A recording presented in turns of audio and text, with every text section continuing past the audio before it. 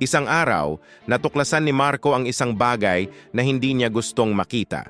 Mga numero. Mga falsipikadong numero sa mga ulat ng tubig. Siya ay isang ordinaryong empleyado sa water treatment plant ng kanilang lungsod. Ang kanyang supervisor, si Engineer Reyes, ay matagal nang pinagkakatiwalaan ng lahat.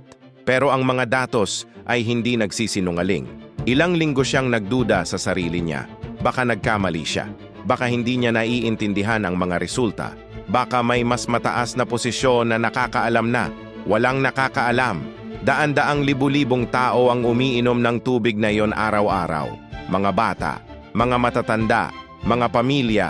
Naisip niya ang kanyang trabaho, ang kanyang pangalan, ang posibilidad na siya ay nagkakamali.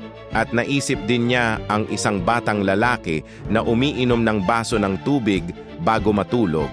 Nag-file siya ng reklamo bago pa man niya nalaman kung ano ang mangyayari sa kanya. 3 buwan pagkatapos, kinumpirma ng investigasyon ang lahat. Pinalitan ng mga pipeline. Sinimula ng pagbabago. Tinanong siya ng isang reporter kung bakit niya ginawa iyon. Sabi niya, hindi ko alam kung tama ako, pero alam ko kung sino ang maaapektuhan kung manahimik ako.